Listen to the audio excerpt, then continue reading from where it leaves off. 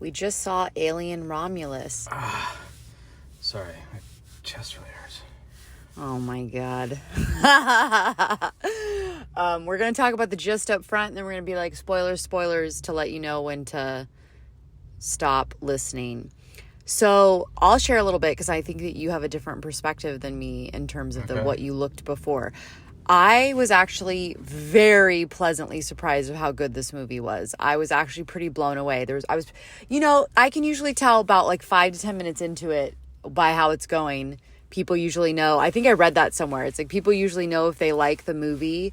I have that same thing with trailers. About like 5 minutes, not 5 minutes, about 15 seconds into a trailer, I'm like yay or nay, and I usually turn it off because I don't like the stuff to be ruined. But I just wanted to see it because it was the next part of the franchise, and you told me that the director of it was the guy who rebooted the Grateful Dead. Not Grateful Dead, that's a band. The Evil Dead movies. It was directed by the soul of Jerry Garcia. So all you deadheads, go see this movie.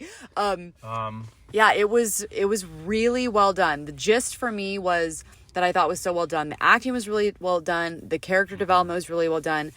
What's weird is like I actually was more annoyed. I actually thought the trailer made parts look corny, and I was kind of like, okay, y'all go see it. But the acting was really good.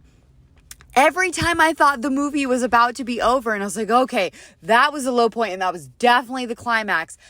It just kept going, but not in like a joke way, like, oh my God, there's 5 ends to this movie. It just kept raising the stakes when I thought it wasn't possible to raise the stakes anymore. Yeah. And I thought it did a really, they showed you some guns in the first act, and they definitely went off in the third act, but it wasn't in such like an obvious way, but like they set up certain things in the world and then paid them off later in the film, but not in a way where it was like, oh, here we go, like they're setting us up. It was like very like seamlessly blended into it.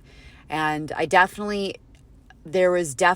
was much more of a horror sci-fi element to it than just a sci-fi element to it, which I feel like a lot of the other films were very much the sci-fi of it, not just.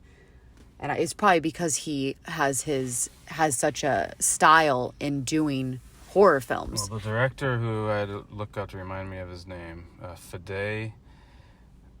Fede Alvarez, probably how you say it, Fede.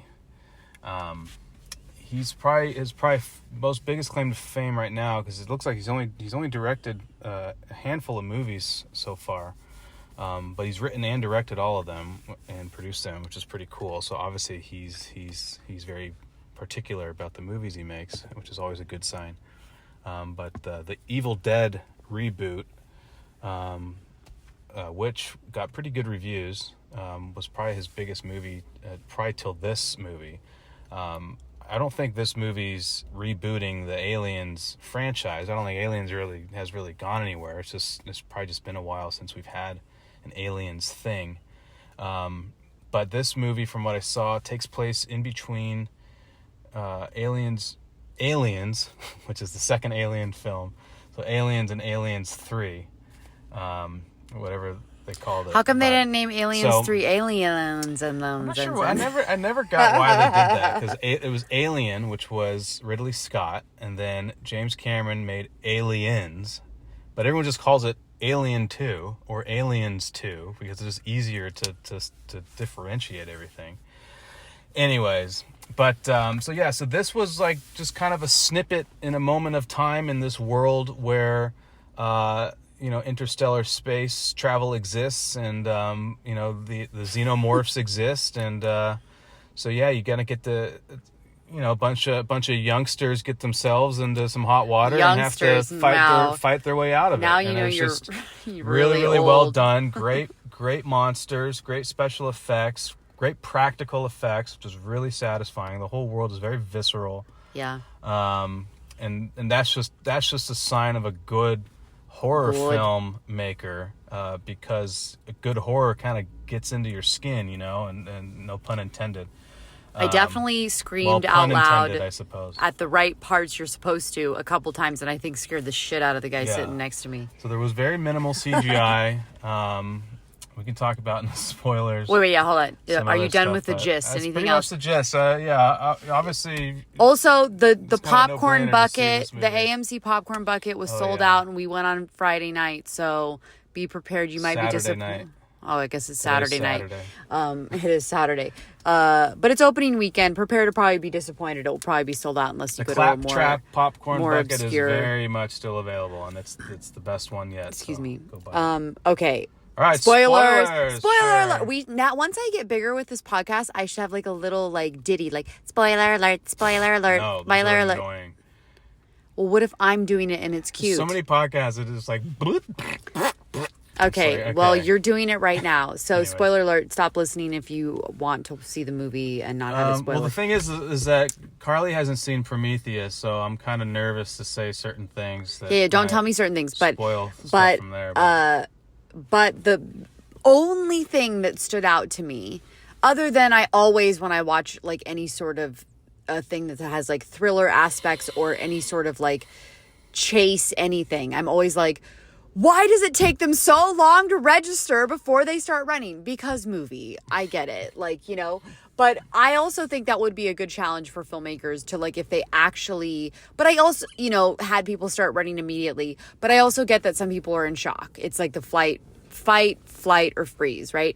The biggest thing that took me out of it was the cyborg guy from which movie is it from? Well, Aliens. It's been 2? a long time since I've seen those movies, but because I know that this movie takes place after Aliens 2, and they show you that at the very beginning. Well, when you meet the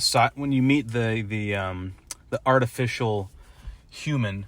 Just the CGI for his face was clearly trying to. His name is Rook or something like that. Yeah, trying to make him look younger, anyways, and it was like the actor is worst. obviously much older, so they couldn't really get him. So they kind of de-aged the actor's face, but they almost did it like with almost like a blue screen kind of thing. It was just done very strangely. It looked like I thought I was looking at some sort of projection like on a screen, and Yeah, maybe me they too. could have done that and it would have worked better. But just the effects anyways. for the overall film was so good, and it like stood out, very and there was strange. definitely a fellow, like a nerd in the audience that like got it We don't need immediately. to dwell on that forever, but I really love the performance of the actor who played her brother, who was also an android, and I just loved the starkness of character from when he went to just this lovable family member to like this completely different character, and he played it so well, and then went back and forth and stuff, and it was really, really cool. But yeah, all the acting was really well done, and I was I really don't really have glad. any other I spoilers knew to say, the but, cousin was gonna die first thing because he was the annoying asshole, and the annoying asshole those guys always die. first. So like, part of me like didn't really care that much, but part of me was like, I don't know. I get it. I get the human struggle of like, it's like, oh, we can't leave people behind. But doesn't your instinct kick in?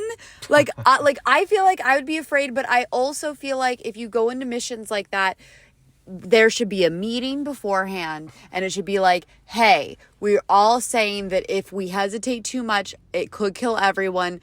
We should leave each other behind. No, there was going to be.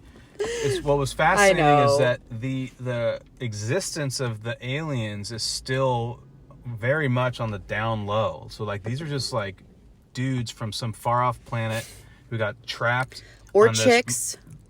dudes and dudettes from this far off planet who got trapped on this mining world, kind of like almost like forced labor because they keep getting lied to by their company, and getting their not being able to go home. And so it's kind of like, how would they know that there would be like monsters? No, on, for like, sure.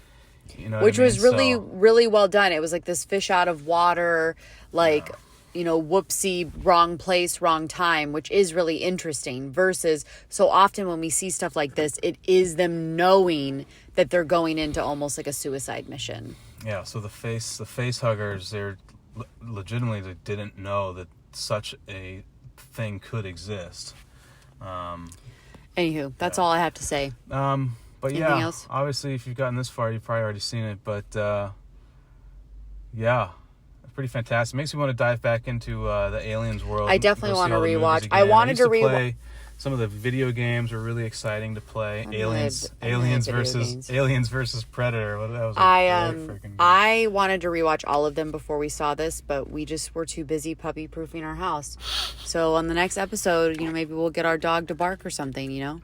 Maybe we'll do a little roo roo roo. Well, I'll have to look at that Alien timeline and see how much of it's actually movies, because I think there might have been like TV series or. Oh, that's too much. Like that. Anyway, good night, folks.